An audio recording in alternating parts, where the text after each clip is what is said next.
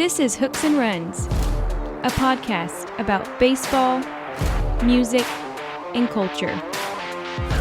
Here are your hosts, Craig and Rex.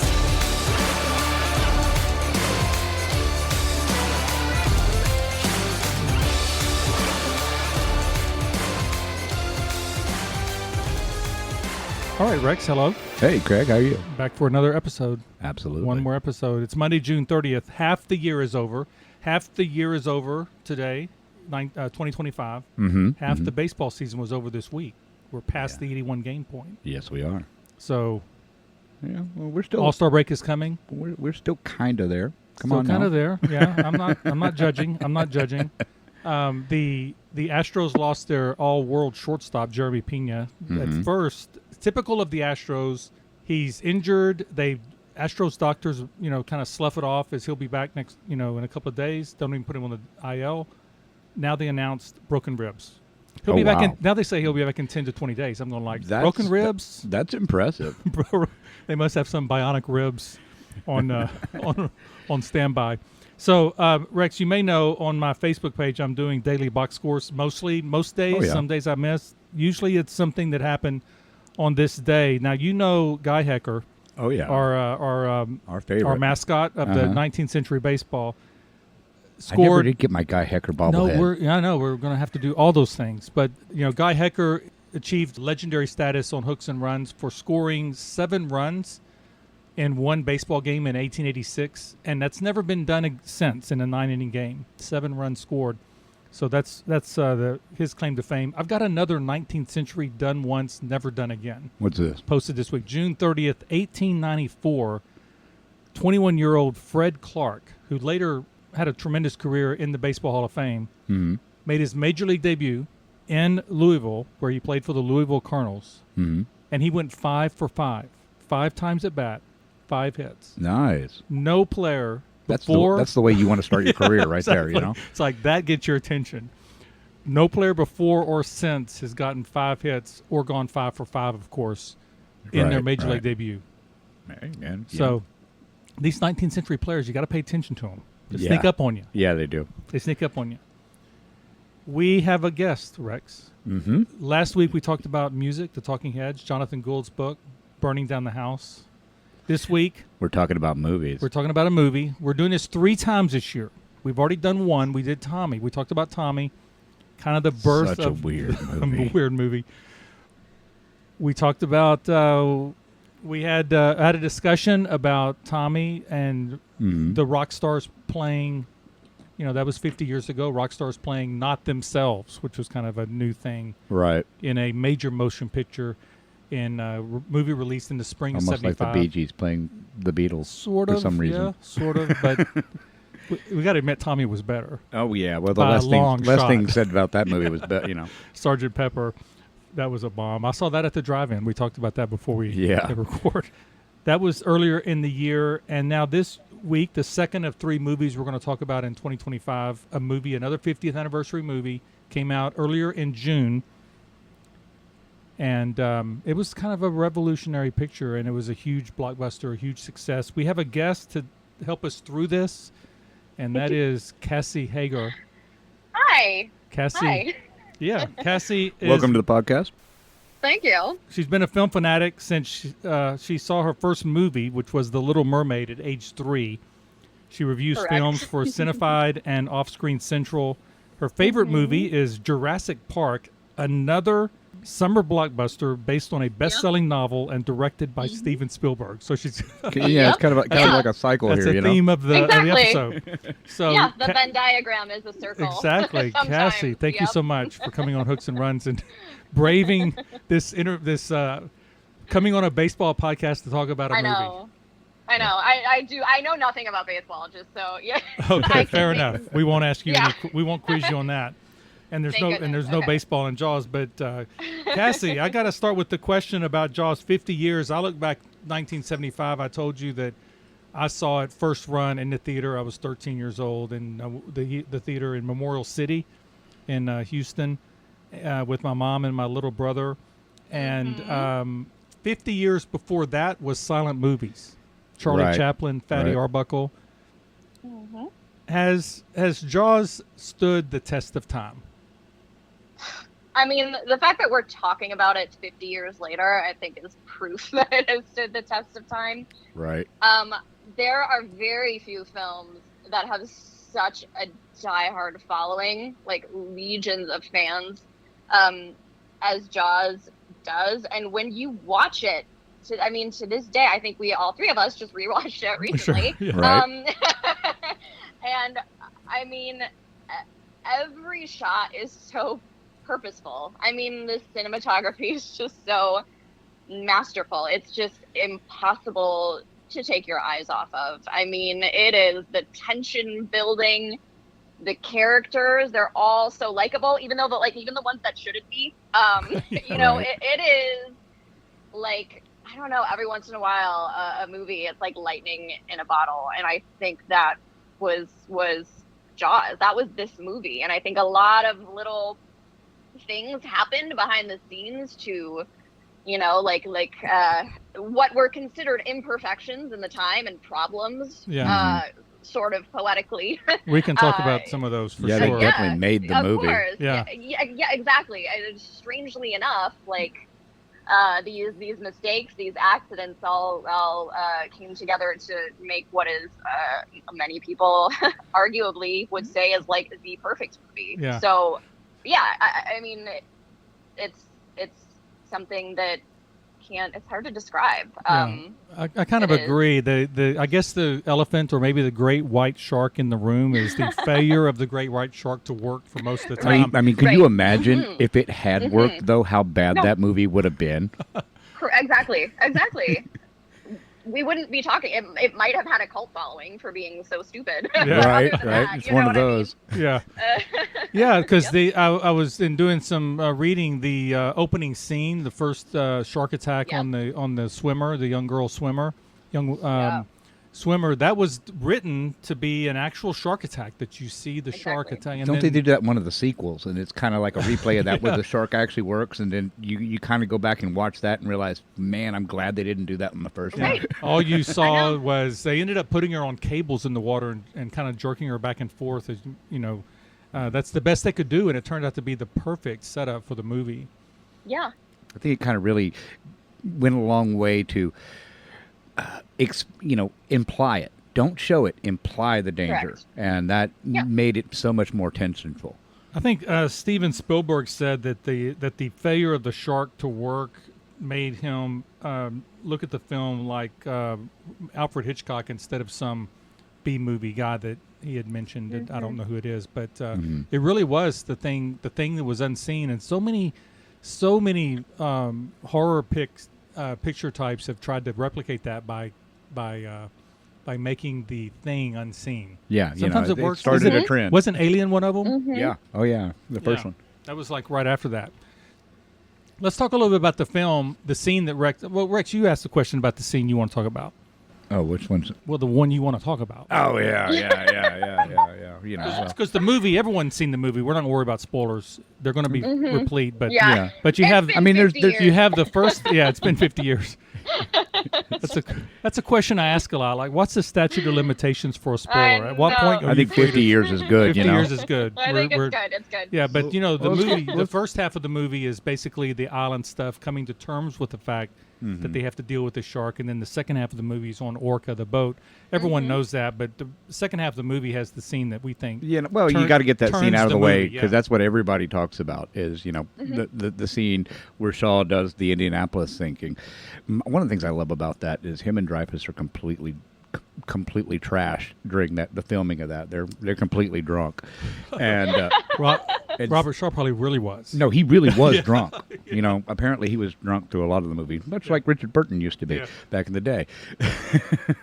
But I think it goes a long way to offer legitimacy to the plot of the movie, because up until this point, until that scene, the movie's a summer horror movie, and then when he puts that personal reality face to it, a lot of people didn't realize what happened to the Indianapolis. Now and- maybe not, but see, I think then yes. yeah, I think enough then, people yeah. remembered Yeah. it. Yeah, Yeah. that it really kind of put that one nail in there that the whole movie is magnetized by. Cassie, how old were you when you first saw the movie? I was worried you were going to ask me this because I don't remember. Okay. I was a kid. That tells me you're pretty young. Well, I mean, I'm not. I'm younger than you. I'm Well, not young. that's Everybody's younger than him. that's No, I was born in the 80s. So, Okay. I mean, yeah, but I wish I could remember. My memories of, that's the thing. This movie is so impactful. I have memories of the film without actually having ever seen the film. Like, I remember swimming as a little girl in my friend's pool, and my friend was afraid of her own pool because she was afraid Wow. of Jaws, right? Yeah. You know what I mean? Like, I remember that. I remember when I was 6 years old going to, I guess, what would it have been, like Universal, and they had that really iconic Jaws, like, thrill ride. Are you guys, Oh yeah, do I you remember this? that. I remember that. Yeah. Because I remember it because there's an explosion and I felt the heat on my arm, and I thought my arm hairs were going to burn off. So little things like that. Before I ever saw the movie, it's just something that it's in the air. It's in the, just yeah, part of, exactly. you know? Yeah. You couldn't be a Yeah, kid yeah. in the 80s without somebody in the pool going dun dun. Right. Well, as yeah. somebody who probably came of age at a time when World War II things were a lot more distant memory in the 70s, World War II. I mean, really, the distance between World War II and the Indianapolis is only slightly more time than today back to 9/11. Which is wild. Yeah, which it's is really crazy. wild. Yeah. But Yeah. what did you think about that scene? What was your assessment of that particular scene on the boat at night? In the creaking waves, as Robert, as they are comparing wounds, and then Robert Shaw goes into that monologue about the Indianapolis. I mean, well, first of all, this doesn't really answer your question, but I forgot. I had always remembered Richard Dreyfuss as the star of this movie, and he's totally not, which kind of caught me off guard. I was like, no, he's not the star of this movie. Why does everyone act like he is? Yeah, it's interesting in that the movie it really is, a lot of the times in films they'll say oh, it's a tale of two halves, like the first half is great, the second half is not, or whatever. There are a lot of examples like that, but Jaws, it's interesting. Each half really does have its own feel, but they bring something very different to the table. It kind of goes from the more popcorn thriller to very dramatic. And, the second half of the film is when you really start to feel something for these characters. And that tension really sort of masterfully comes to a boiling point on that boat. And, that's only possible because of the great setup in the first half of the film. So, yeah, it's hard. It's hard to say, is one half even better than the other, because they both, coexist. They sort of lift each other up. If that Well, makes yeah. sense. I mean, I think the slow build of the community to accept, and the mayor particularly as kind of the representative of the community to accept that this shark thing was a real problem. Right. I mean, if they just said after the girl, had her death, if they'd have just gone out then, it would have been a lot lesser of a movie. You have to establish those characters and really establish correct. Quint. You know? And I love Robert Well, I Shaw was and his just gonna Rahab moment, Yeah. I mean, it's interesting because it's a quote unquote monster movie, if you would count, Bruce the Shark as a monster, but it's also at its core, it's kind of a movie about greed and capitalism. You know what I mean? This mayor kind of doesn't care. He's like, no, it's fine, because he doesn't want to scare people away from his town. It's the biggest, holiday weekend of the year or whatever for the beach. And so there's that overarching theme too of the underdog trying to save people. Yeah. And the people in charge saying no, it's not an issue.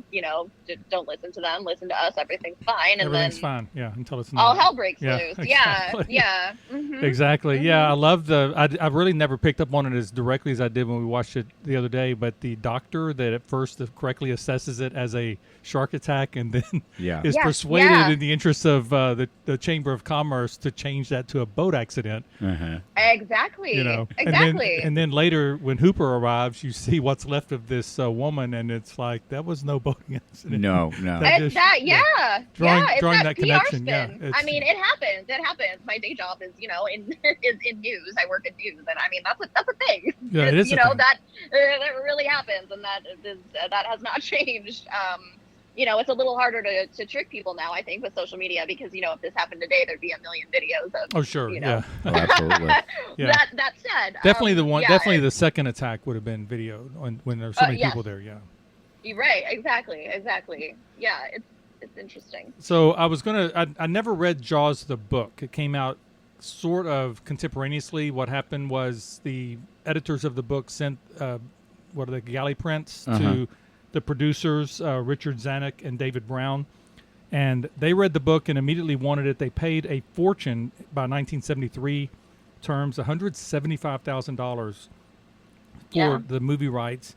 And then Spielberg read it and wanted it, but he was only 26 and he'd only done one movie, Sugarland Express, which had not been released yet. But he did it for Zanuck and Brown.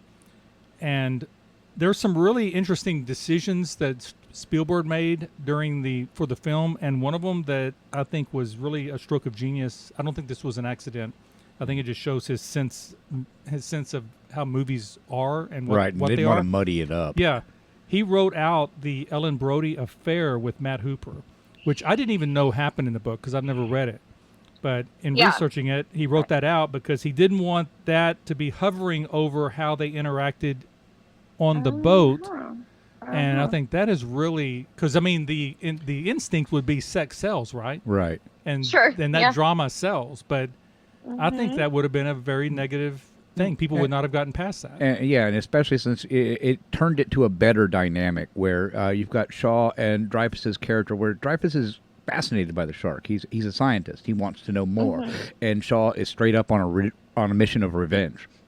Right. Yeah, but but Hooper was the one. Yeah. No, I mean, instead of having that dynamic, you have this dynamic, right. And this dynamic works way better in a film. Yeah, I think it would have been difficult because Hooper and Brody got, they were kind of the ones working to get, when Shaw kind of went off the deep end. Yeah, right. They were the ones trying to figure Captain that out. Ahab, yeah. And I think if that would have been kind of a negative thing. Yeah, I mean, I was just gonna say, like, that is a kind of an issue that a lot of movies run into. I feel like, especially newer ones, where they kind of get overloaded with plot points, like where it just becomes too busy. And I do think there's enough melodrama in the movie. Like, it's nuanced, but like the mother who lost her child and she was saying there was a shark, you knew and you did. I think the movie. Oh, that's an iconic scene too when she slaps him. Yeah. There is enough there, where I guess I don't think it needed anything extra. So it's probably one of those situations where less is more. I would agree with you there. So this gave birth to the summer blockbuster. This was a movie that was ran way over budget. Originally $3.5 million, ended up coming in at $9 million. They spent a fortune, did a lot of unique TV advertisement. It was sort of the birth of the movie tie-in, a lot of Jaws tie-ins. Oh, yeah. At the time, everyone went to school in the Jaws lunchbox in the summer of 75 with their Jaws lunchboxes. Yeah, that was the most popular one probably. So it opened on 409 screens in the United States, which is a pittance today, but at the time it was huge. And I read that The Godfather had opened on 5, and it was one of the most highly touted movies of 1972, I think was the year.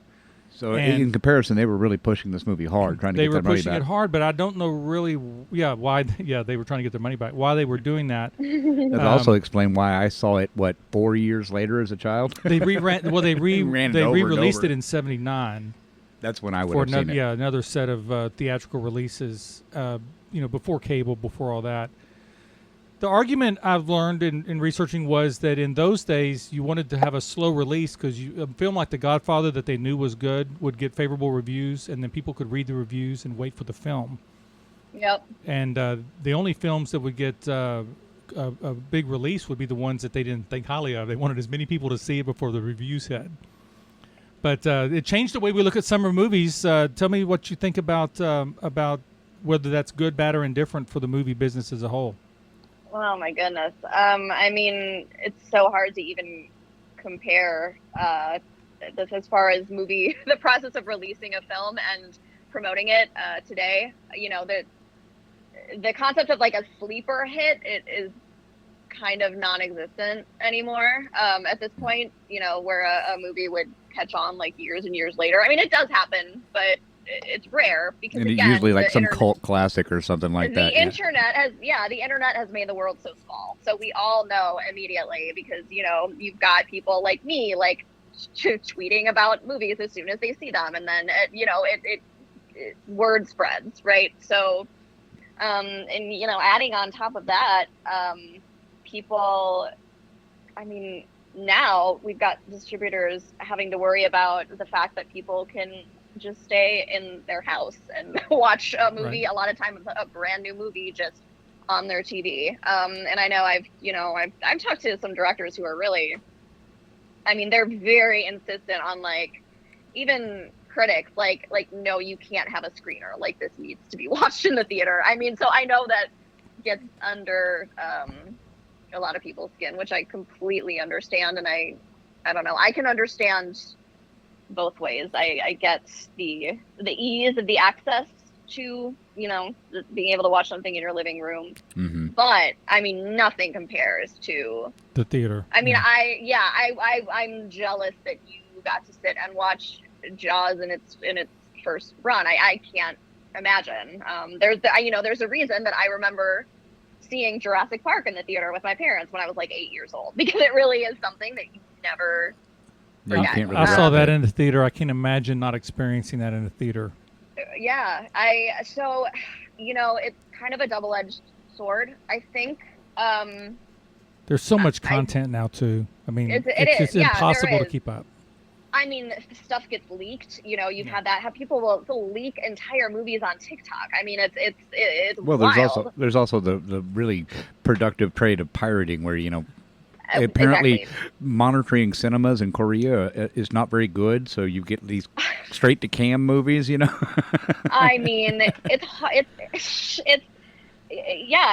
hard. I think the landscape has just totally changed. It's hard to say if it's for better or for worse because it's just so different. It's like comparing, you know, it's apples and oranges, but it is what it is. I miss the sort of simplicity of not knowing when I was younger, you know, you not hearing anything about a movie really and just saying, oh, that looks good based on the trailer and just going. Because that kind of doesn't exist anymore. But on the other hand, you know, if a movie gets good hype, right, and word spreads really quickly, then it can lead to a lot of success for a movie that really deserves success, which we see with, you know, a lot of smaller indie movies that will, you know, blow up out of nowhere because word spreads, right, on the internet, and it didn't used to do that. So that was a very long-winded answer to your question. Yeah, they kind of did. You know, one of the movies of my teen years that really percolated for a long time before it caught on in a big way was Rocky. Yeah. Yeah, I remember that. Rocky was just kind of it's a boxing movie. Who wants to see a boxing movie, Rex? Nobody wants to see a boxing movie until all of a sudden people realize people want to see a boxing movie. Well, that also correlates with VHS and stuff like that. So people are starting to watch movies Rocky at was home. before that. No, I mean, you got video disc, because that's how we had it. That's how I saw Rocky. Oh, you saw it that way. Yeah, I'm talking about I saw it in the theater kind of late in the run after it had become a thing. Okay. Because it got zero release. I mean, it was just barely getting released, and then people were talking about it, and reviewers were going, "Hey, watch for this movie if it comes to your town." That's when you would have to wait for it to come to your town. We were a 2-screen. Right. We were a 4-screen town then. Now we're a 8-screen town. Ooh. So yeah. Yeah, but nobody can afford to go to the movies anymore, and I think that's more. I don't know. Well, is it really that expensive? I don't know. Yeah, you can't go, for us normal people. You can't go all the time. You can't go all the time. That's another thing too. You got to be. I mean, people are like pinching pennies these days. And what does it cost to go to a movie here? It's for just one person. It's over $30. Here? Yeah. Just the movie? Oh man, I took my daughter to go see the reissue of Raiders of the Lost Ark so she could see it in a theater, and I think I walked out of there for about $70. But you're talking about all the other things you don't have to buy. I'm talking about to get in the theater. We got 2 small drinks. and that was it. Yeah, no, that's expensive. It's kind of Yeah. like buying beer and nachos at Dyken Park. Yeah, right. Don't do that. So, the other thing about this movie that is kind of new, I think, for the time, was the way the sequels were handled. There had been some movies that were sequelized before, notably Planet of the Apes, which had like 4 sequels in about 5 years. Oh man, and they got progressively worse. Each one was too. progressively worse, but they all made money. They all made money. Yeah, You can't say that last one made money. Yeah, then you look go. look at all the Jurassic Park sequels. I mean, Oh, my yeah. God, They're keep still putting churning those out. Well, now these Oh, things yeah. now these things become what's the word, franchises. Yeah, You know, right. but that was kind of new because Jaws 2 wasn't that a true sequel? In other words, it's the same storyline, unlike say The Thin Man, which is kind of from the old shark days. like chase. That was 3. That or was 4. 3 where she chases Or her. 4 with Okay. Michael Caine Okay. when the shark follows them to the Bahamas. Right. And she tries to get away. What do you think about these franchises? Because I know one of the complaints, other than cost, that people have is there's no original ideas in movies. Yeah, I mean, unfortunately, it feels like with franchises, the deeper you get into creating them, like the lower the quality gets. I'm not sure why that happens. I think in the movie making industry as a whole, just based on what I've heard, people are really like overworked. And especially people who work behind the scenes, and I think you see it with the Marvel movies too. I mean, gosh, they just crank out one after the other, and the quality kind of suffers. You see the same thing with the Star Wars movies and stuff like that. It's funny that you brought up. Unfortunately, yeah. It's funny you brought up Rocky because in my generation it was the running gag. Of, it was going to be Rocky 2000 and Jaws 300. I still think Stallone has one more Rocky movie. Oh my God! Everybody keeps saying that, and he keeps making them. Stop. Anyway, I mean, there's been a lot of Jurassic Parks that go beyond the novel. Is that something that's just going to continue to happen? I guess the argument from the movie studio point of view is, well, it worked once, Right. And, I think for better or for worse, it's something that is going to keep happening, especially as like Disney keeps like monopolizing absolutely everything. Yeah. Milking their franchises to death. Right. Yeah, Pixar is that. How many Toy Stories have there been? A lot of Toy Stories. I don't even know. A lot. I mean, and you look at other franchises like the Starship Troopers. They didn't even care that it went straight to video. They kept making them. So So final assessment on Jaws, 50th year summer blockbuster. In the all-time rankings, where would you put it? How close to the top of that, or is it just a summer movie that was in the right? Of summer blockbusters? I mean, I'd probably put it. Jurassic Park will always be my number one, but I would put it right after Jurassic Park. Okay.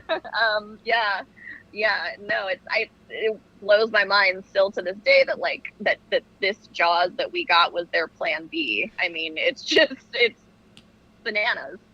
Because, like I said before, every shot feels so purposeful and just well thought out. It's hard to imagine, 20-whatever-year-old Spielberg being like, well, damn, I guess we'll just do this. It's just wild. It's wild. And it works in spite of itself, Right. And so, I think it's not just the movie itself, but like a lot of the time it's all the sort of lore that surrounds it that we all learn about over the years that makes us feel like a special connection to it. And I think that's one thing that Jaws has over a lot of the other ones is we know all the stuff that went on behind the scenes, and it's endearing, so it's high up there on the list for sure. Oh, absolutely. And it's also funny too because you look at a lot of the potential casting choices, the people that they wanted to play these parts, and you kind of look back on that now and see who they got, and it's like, man, I couldn't imagine Lee Marvin or Sterling Hayden being able to do what Shaw did. Say who? Okay, I didn't know that. It makes sense though. Right? Well, Spielberg's first choice for Captain Brody was Robert Duvall. Okay, well, I mean, oh jeez. Yeah, I don't think he would have been able to pull that off. But Duvall wanted to play Quint instead. Duvall turned it down because the character he wanted to play was Quint. Yeah. And let's see, another one for Captain Quint. The first offer went to Lee Marvin. And you probably remember him from The Dirty Dozen. That's like his most famous movie. He was always the tough guy, the bad guy in the westerns and the war movies. Mm-hmm. Well, same thing with Sterling Hayden. You know, he was so wooden acting; it was terrible. His best movie without a Coke machine, he can't do it. No, his best movie was Dr. Strangelove. That's right. That's what I mean. Yeah.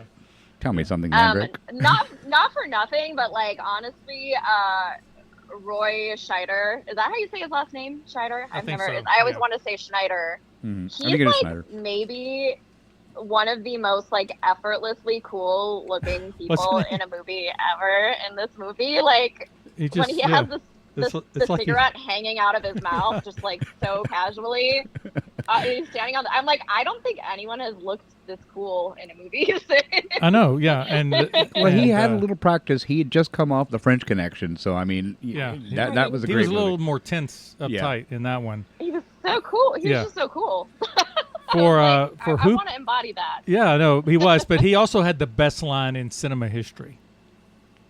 Which is what we're going to need a bigger boat. Yeah, absolutely. Absolutely. Absolutely. I just think that's a classic line.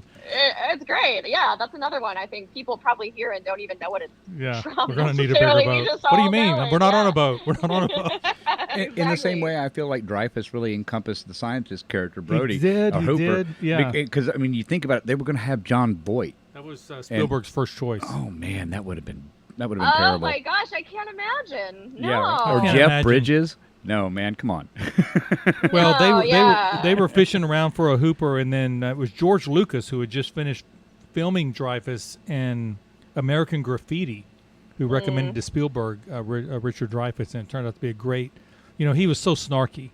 Yeah, he was so snarky. I don't think and kind of squirrely and just like so much like energy. Yeah, I can't imagine. He brought the I'm smarter than y'all. I kind of wonder how much of his own attitude about the film is portrayed in his acting style, because throughout the entire production, he was like, "This is going to be a bomb. This movie's terrible." Yeah, you're so right. Yeah, and stuff like that really. I don't know. It leads through into the character, into the acting. It all comes together and makes.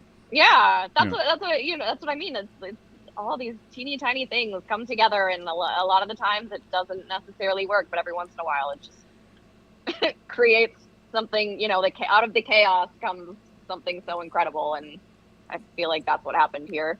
Jaws blew all of the box office records into smithereens pretty much within 2 months, and I'm wondering if any one of you can take a wild guess what was the number one box office film the year before. You got me, and I'm looking at 1974. I was going to say, what year was it? 1974. Let me read the script real quick. Read the script. Rex will get it when he gets to that point. It was Towering Inferno. Like, Towering Inferno. God. Really? It was such a bad movie. I've never even seen that. That is a bad movie. You're fortunate.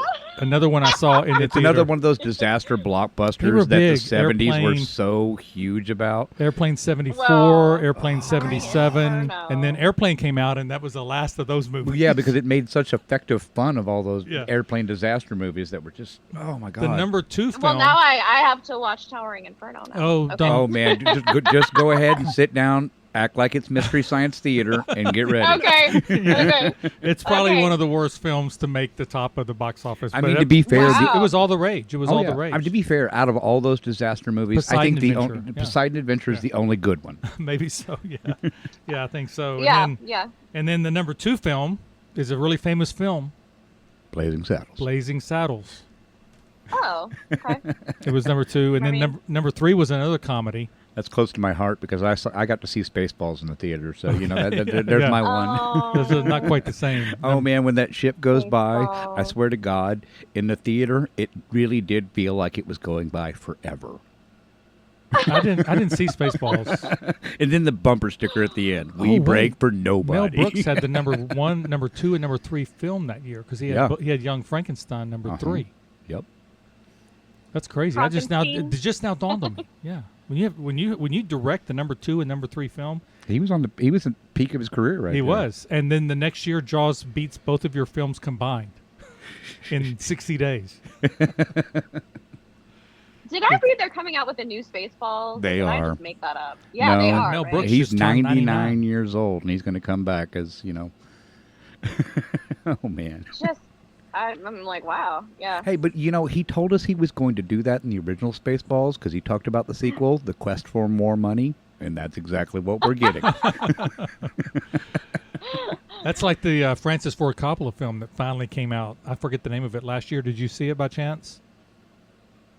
You forgot the name of Which it. How are we one? supposed to know? Well, because he yeah. only released one. Francis Ford. It was when he started in the 70s, and he kept not getting money. I don't think I saw it. I don't think I saw it. It was in the theaters. It was about a 2 hour and a 30-minute movie, so it was in the theaters about 2 hours and 45 minutes, and then it was sent somewhere. Straight to DVD? I want to watch it just because I like Francis Ford Coppola, but man. Oh, I know what you're talking about. Yeah, the Megalopolis. Megalopolis, yeah. Oh, yeah. Yeah. No, I purposely did not see it because I heard it was so bad. It ranks right up there with Gilliam's Don Quixote, that he spent 20 years trying to make as well. So, Cassandra, tell us where we can read your reviews. You can read my reviews at Cinefied, Off Screen Central. I have a YouTube channel, The Movie Mermaid, that I have some of my interviews on, and then I talk a ton about movies on my Twitter page, which is also at The Movie Mermaid. So yeah, I'm all over. The Movie Mermaid. So this little mermaid stuck with you. It did. I love mermaids. I have a mermaid tattoo and everything. It's kind of my thing. Awesome. Well, this has been fun to kind of chat about this movie. 50 years in a few days. Jaws, the first of 4 Jaws movies, the one that counts. Yeah. The only Jaws movie that matters. I don't think I asked you. Did you see the other 3 or any of the other 3? I sure haven't. Okay. But I mean, I You're doing yourself a favor. You're doing yourself a favor. I know. That's what I mean. That's what I've heard. So, Yeah, two is watchable. That's the best you can say about Jaws. But yeah, 2. it's just like any franchise. It just gets progressively worse. And then 3 and 4 Yeah. are, but the only thing that really you recommend 4, Which is Jaws: The Revenge. Isn't that the one where the underwater city and all that I stuff? don't know about that, but that's the one where Michael Caine is in the water and he comes out into the boat and he's totally dry. Awesome. It's like, I'm not doing a movie with wet clothes, but you got to have it. So we'll just, maybe they won't notice. Maybe they won't notice. Funny. And we didn't. He but gets Craig out of did. the water. No, everyone did, Rex, believe me. So Cassandra Hager's been our guest. Cinefied, we're going to have all of her links in the show notes. And Cassandra, thank you for coming on and talking about this movie. Thanks for giving me an excuse to rewatch it. It's a great movie. Absolutely. Rex and I will be right back.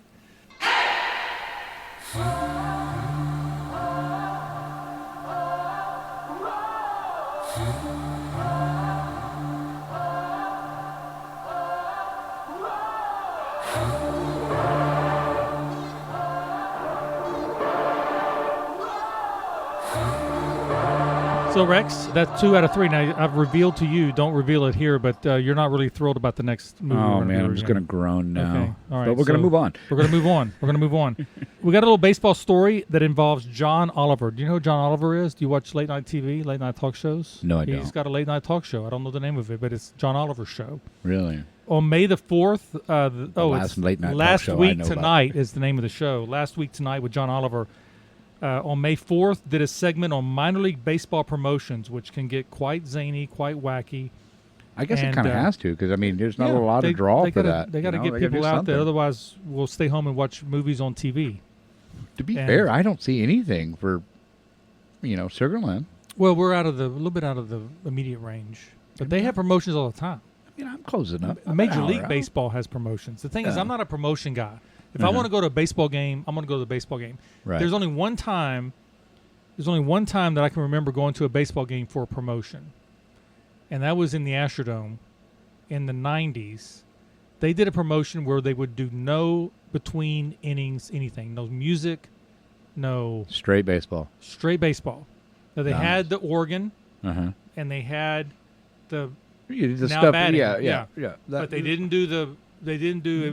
Was pump up thing in the middle. The pump up stuff with the things they used to do in the Astrodome was a long time ago, and I so enjoyed that game because that's the way I really like baseball. It's like that between inning is quiet, and they're just, and I wish the baseball was more like that. I understand why it's not.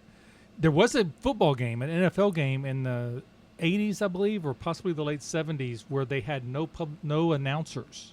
Really? I think it was in the 80s because they had enough graphic power to give you some storyline. Yeah, the Dolphins were one of the teams that played, and they had no announcers. They didn't do any announcing. No color man, no play-by-play, no.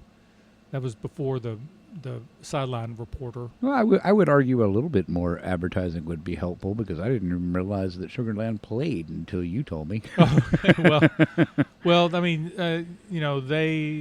I don't know. We're 70 miles away from there, 65 miles away, maybe. And we're about an hour away. So they probably could run an ad once or twice before the season starts to get people to know. You'd think, just let us know that hey, we do this. So anyway, he did this segment on minor league baseball promotions. I'm sure it was quite wacky and quite zany. And then he ended with what Benjamin Hill, writing for MLB.com, called an offer that teams couldn't refuse. Uh-oh. Oliver said they were willing to use all of their resources and stupidity to give one minor league baseball team a total rebrand. Uh-oh.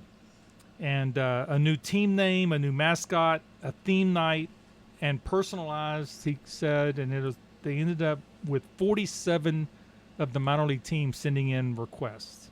Okay. So how was this judged? I don't know. Well, what Oliver said was, you can't ask us any questions, and you can't give us any notes, and you have to take what we come up with. That's So I can't say that on the podcast. That's crazy. That's crazy. But once they got the 47, they looked for the best gimmick. I guess the funniest thing they could work with. And what they came up with was a new rebrand for the Erie Seawolves of Erie, Pennsylvania. Okay. They found that Erie is located near a lake, and not a sea, but a lake, and that some time ago, a guy whose last name was Moon had been diving in a lake and found a mammoth bone. Okay. And then they later did some more diving, and this is a storyline anyway. They did some more diving and recovered a good chunk of the mammoth, and they were able to determine it was a woolly mammoth from many, many years ago. Right. Many centuries or millennia ago even. Yeah. And so the rebrand was the Erie Moon Mammoths. Complete with come from? The guy's name who found the first bone was Moon. Okay. The Erie Moon Mammoths. Yeah. I mean, I guess it makes as much sense as the sea wolves when you live by a lake. Whatever. Should be the lake wolves, exactly. That was written up, and it's gotten a lot of press, and apparently it was a big deal in Erie. And I don't know. I think every time, wasn't there a promotion for Orbit's birthday when we went to your first game last year with the Rangers? Yeah. There's always a gimmick. There's always something. Bobbleheads. Yeah. Bobbleheads. Never a Guy Hecker bobblehead, but yeah, we got some bobbleheads that are supposed to be coming to us. I still remember if he's listening out there. I remember. Where's my bobblehead? The Pete Gray bobblehead. Yeah, where is exactly. it? So anyway, I just thought that was kind of a cute little story. I'm sure they sold out. I mean, John Oliver's coming to your town. I mean, absolutely. Why not? I mean, that's the best promotion there can be, right? Right. So I don't know, man. Little West Columbia had Cam Ward come down here and do a football camp for the high school kids. So I thought that was kind of cool. Yeah, when you're a town of 7,000 and the hometown kid named made good at the number 1 overall pick. Yeah, and he's right playing for the Titans now. Come on. Yeah, he's worth a lot of money. That's yeah, sure. I mean, I love the fact that he didn't forget where he came from. Oh no, absolutely, that was good. I didn't know he did that until you just told me. So you didn't know that? No, I did not know that. By the way, listeners, subscribe for weekly episodes. And if you've been listening, head over to Apple Podcasts and give us a favorable review or a 5-star rating. It only takes a minute, and we'd be very grateful. It'd make our day if you do that for us. Absolutely. One more thing on the baseball front. Kettle Marte was in the news for some really rough stuff. A fan at the game. Was this at the a guy game this that week we were talking bad about his mama and his stuff? His mother had died in a car accident a few years ago. I didn't know the details. And this 22-year-old guy sitting behind the Arizona dugout was making comments about his mother, Kettle. And this is an emotional thing, you can imagine. Yeah, I mean, and, that's your mama, man. Come on. Yeah. I mean, I understand that heckling is kind of like a baseball thing. It's been around since forever. You know, hey, you can't hit nothing, blah, blah, blah. You know, that kind of stuff works. But man, it seems like lately everybody's just taking it to an extreme.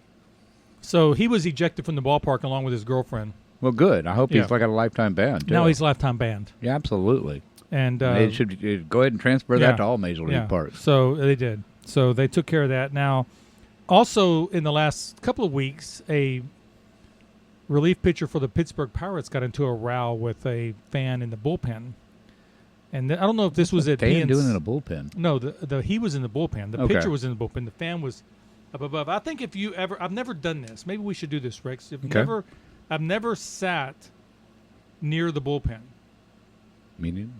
Well, you've only been to 2 games. Well, I went know. to both with me. I sit where you sit. Yeah, you sit where I sat. 1 seat over. So Santana, who's on my fantasy team, so I pay close attention to him because I'm hoping he becomes the next Pirate closer. He started climbing in like he was going to fight this guy. Really? I haven't really read what was said. Santana ended up getting suspended for 4 games. He appealed. It was reduced to 3. The fan was ejected. I haven't heard that he's banned. I don't know what the taunts were. Yeah. Then you go back to, I think, what is really the source of this problem, to the World Series last year. Foul in Yankee Stadium. Oh God, I remember this. The Dodgers leading 3-0 against the Yankees. Dodgers are in the field. Mookie Betts is in right field. A fly ball right down the line along the fence line, along the line of the stands. Betts goes up over the wall that divides the fans, and he catches the ball. But then 2 of the fans grab his arm and try to wrestle the ball from Mookie Betts. Now the problem is, number 1, it's already an out. He caught the ball. Number 2, it's out. even It's if over. he didn't catch it and it got it out, it would still be interference. Right. So there was nothing gained there. But the problem is, for just a little bit of a second, he was kind of dangling with only the, Well, there needs to be a crackdown. There's a certain amount of decorum when you go to a public event. Yeah. And this is not how we behave. That's not the way you're supposed to behave. So the 2 fans were ejected, but the Yankees said they weren't going to ban them. No, you got to crack down hard on And stuff then like this. you got to crack down pretty hard is what I think too. But here's the problem. Those guys went on Barstool Sports show, one of the Barstool Sports shows, and got their 15 minutes of fame. Oh, see, and that's that's why that's that trend with serial killers and all that stuff. Yeah. You don't give them any press, man. That's all these guys want. If I can get my name in the paper and I can brag to my drinking buddies exactly. that it's worth it. So Get make some it of not worth it. Give some 15 minutes. Yeah, we finally learned that you don't say the names of the killers. Now that has a plus and a minus, a big plus and a little bit of a minus. But the real problem is, I think this is either it's being reported more or it's happening more. And I think it's happening more because I think it's happening more. And I think it's just up until this point, it's been the lax enforcement of the rules. Yeah, and I think baseball and all the sports, but baseball for one, it's going to have to really figure something out here. I mean, if we got a lifetime ban in baseball, we can go ahead and put that on the fans as well. Just saying. I agree. I think they did the right thing with Kettle. I think that was ridiculous what that guy did. I'm sure he's been on Barstool. I just haven't read about that. But I just think there's let's all us as baseball fans do our thing to make sure Barstool pays for that. I think there's a little bit of the FanDuel, DraftKings daily gambling going on too. I think there's a lot of sports gambling. It's being promoted by the leagues. Oh yeah. Who got death threats? Lance McCullers, I think, was it him, the Astro pitcher that came out and lost the game, and reported that he received death threats. And there's all of this, and you don't go back. You go back 30 years to 1994. I blame the internet. Before the internet, you were scared to say these things. In the United States, probably, yeah. But in 1994, there was Colombia was advancing in the World Cup soccer, and they lost the game 1-0. The goalie got blamed when the team went back to Colombia. He was assassinated. Wow. And I'm afraid that we're going to get to a point where that happens if we don't figure out a way Well, let's never forget that Honduras and El Salvador did fight a war over a football game. So That I believe. So anyway, I don't know. I think this is something that baseball is definitely going to have to address. We're going to have to address it in the larger culture, but these fans are too close, and there's too much possibility for unfortunate interaction. Swift, harsh consequences will put a stop this. I hope the lifetime ban. I would like. Well, I mean, so Barstool Sports had him on the radio. The thing that really bugged me about it was Barstool Sports, when they wrote the story about the interview, didn't name him. Right. You know, I don't know if they named him on the show. They want to give everyone their. I mean, if we really want to do something about it, make Barstool Sports hurt where it comes from. Stop talking to them. Well, that's kind of a problem. Is that in the sports world these days, it's not the thoughtful. I mean, I'm doing a lot of reading of these old stories for Box Score of the Day. Mm-hmm. And to be fair, I bet a lot of these journalists back then weren't much better. They were a lot better. Really? I mean, the game reports were very on point, and the fans were rough. Now, I mean, we are talking about a day and age where guys are drinking on the field. Yeah, they're drinking on the field too. Yeah, we're talking about a day and age when Babe Ruth assaulted an umpire and got ejected and suspended for 10 days, and Ty Cobb attacked a fan. Yeah. So there was a lot of that then. I think that we reached a time. I'm not saying we need to get back to the days of the suit and ties and that the fans wear and the that level of decorum. Man, we could do a lot worse. But we could do a lot worse, is right. But I don't think I also think we need to be aware that these guys are trying to win baseball games, and they're not there to be heckled. In the fashion that we're seeing. Let's go back to the idea that if I'm going to rib you, there's a certain amount of ribbing in a ball game. You can't catch nothing.